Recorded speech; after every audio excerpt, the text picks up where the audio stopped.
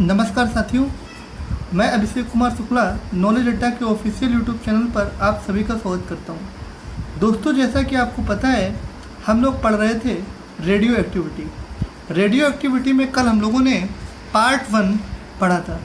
आज हम लोग पार्ट 2 डिस्कस करेंगे। आज हम लोग क्या डिस्कस करेंगे? पार्ट 2 में हम लोग रेडियो एक्टिव पदार्थ की प्रकृति और उसके गुणों के बारे में अध्ययन करेंगे। जिन्होंने कल का वीडियो नहीं देखा है वो पहले कल का वीडियो देखें, उसके बाद आज के वीडियो को देखें।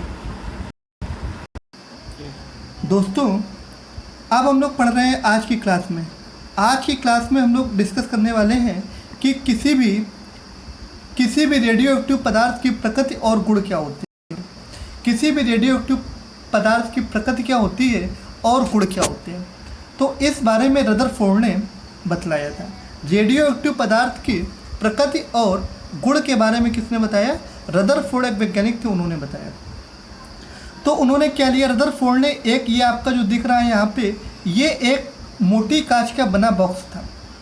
ये मोटी कांच का एक बना बॉक्स था। इस बॉक्स के अंदर उन्होंने किसी रेडियो एक्टिव पदार्थ को रखा।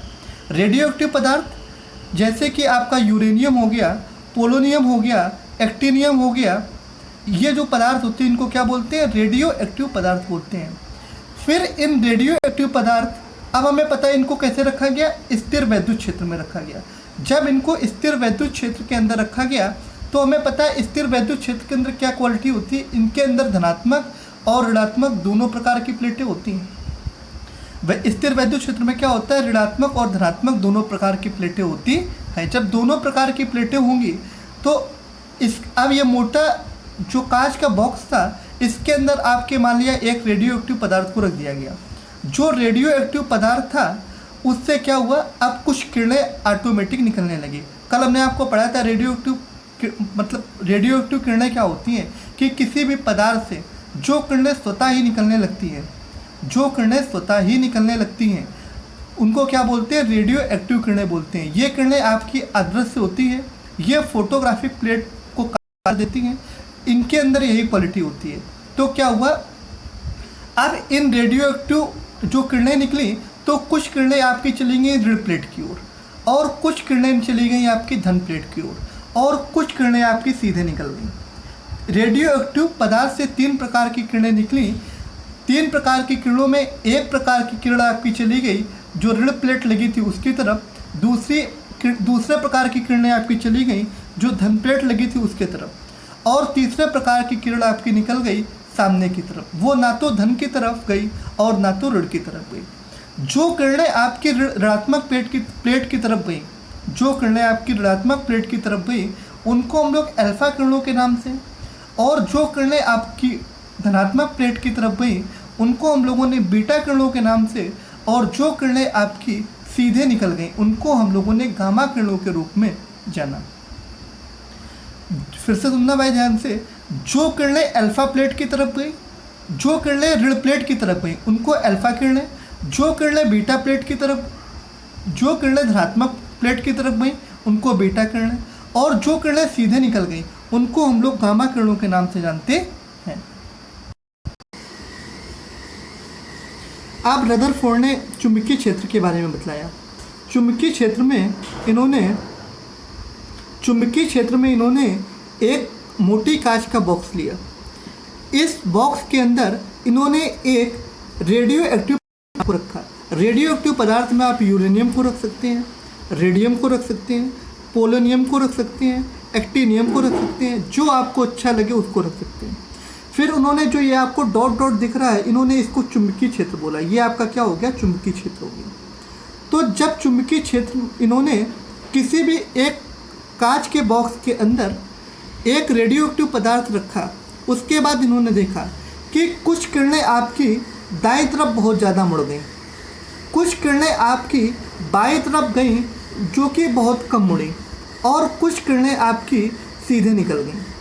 कुछ किरणें दाईं तरफ मुड़ी, कुछ किरणें आपकी बाईं तरफ मुड़ी, और कुछ किरणें आपकी सीधे निकल गई। जो किरणें आपकी बाईं तरफ मुड़ी उनको अल्फ़ा किरण, जो किरणें आपकी दाईं तरफ मुड़ी उनको बीटा किरण, और जो किरण आपको सीधे निकल गई उनको गामा किरण का नाम दिया गया। जो किरणें आपकी बाईं तरफ मुड़ी थी उनको अल्फा किरण, जो किरणें आपकी दाईं तरफ मुड़ी थी उनको बीटा किरण, और जो किरण आपकी सीधे निकल गई उनको गामा किरणों के रूप में जाना गया। अब हम लोग पढ़ते हैं थोड़ा सा आगे। अब हम लोग पढ़ने वाले हैं रेडियो एक्टिव पदार्थ की प्रकृति और गुण के बारे में।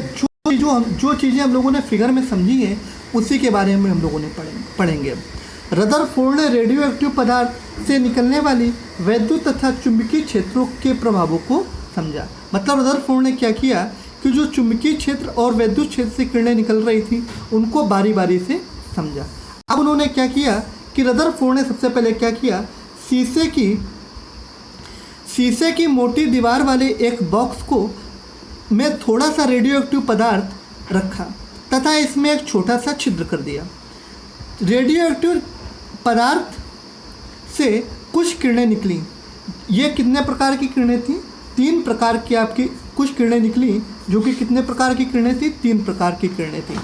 आप देख लेते हैं हम लोग नंबर एक में क्या था कि एक प्रकार की जो पहली प्रकार की रेडियो एक्टिव किरण निकली, पहली प्रकार की रेडियो एक्टिव किरण वैद्युत क्षेत्र में ऋण प्लेट की तरफ मुड़ जाती है।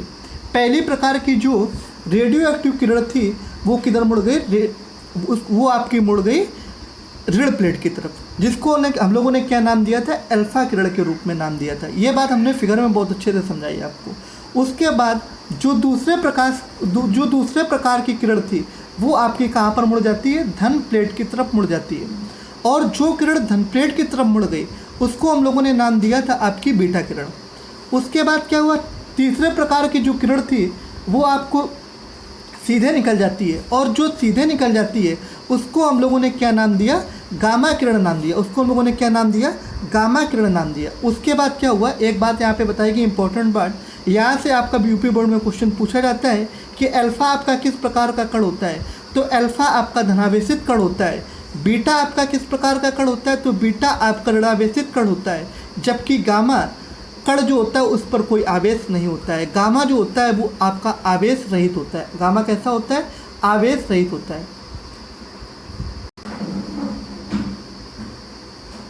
अब क्या हुआ? इन्होंने एक निष्कर्ष निकाला। यही निष्कर्ष रेडियो एक्टिव किरणों को उनके मार्ग के लंबवत चुंबकीय क्षेत्र पर गुजारने पर निकला। इन्होंने क्या किया? यहाँ देखो, समझते हैं भाई जरा हम लोग। यहाँ पर बोला गया कि जब रेडियो एक्टिव किरणों को उनके मार्ग में चुंबकीय क्षेत्र से गुजारा गया तो क्या हुआ? कागज के तल के लंबवत कुछ किरणें आपकी बाईं तरफ, कुछ किरणें आपकी बाईं तरफ, कुछ किरणें आपकी दाईं तरफ, और कुछ किरणें आपकी सीधे निकल गई। जो किरणें आपकी बाईं तरफ मुड़ी थी उनको अल्फा किरणें, जो किरणें आपको दाईं तरफ मुड़ी थी उनको बीटा किरण, और जो किरणें आपकी सीधे निकल गई थी उनको गामा किरण के नाम से जाना गया। अब हम लोग बात करते हैं नोट पॉइंट के बारे में। नोट पॉइंट समझ लेते हैं। नोट पॉइंट बहुत इंपॉर्टेंट है भाई, ध्यान से समझना इसको जरा।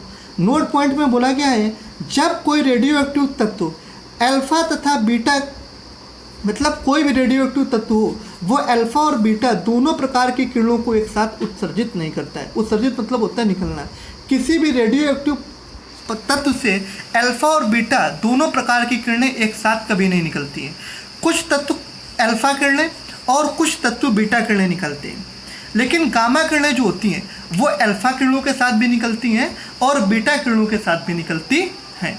फिर से सुनो ध्यान से, मतलब कोई भी रेडियो एक्टिव तत्व है वो अल्फा किरण और बीटा किरण दोनों एक साथ नहीं निकलता है। कुछ तत्व ऐसे होते हैं जो अल्फा किरणें निकालते हैं, कुछ तत्व ऐसे होते हैं जो बीटा किरणें निकालते हैं, लेकिन जो गामा किरणें होती हैं वो अल्फा के साथ भी निकलती हैं और बीटा के साथ भी निकलती हैं।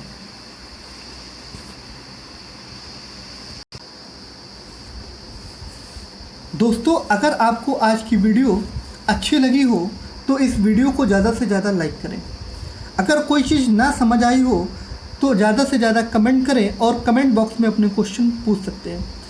और अपने दोस्तों को भी बताइए कि नॉलेज अड्डा पर क्लासेस स्टार्ट हो चुकी हैं, बिल्कुल अच्छे से पढ़ाया जा रहा है। अगर आप हमारे यूट्यूब चैनल पर नए हैं तो हमारे यूट्यूब चैनल को आज ही सब्सक्राइब करें और बेल आइकन पर प्रेस करें। दोस्तों, अब हम लोग मिलते हैं अगली क्लास में। तब तक के लिए पढ़ते रहिए, नोट्स बनाते रहिए, कोई दिक्कत हो कमेंट बॉक्स में पूछते रहिए। जय हिंद दोस्तों।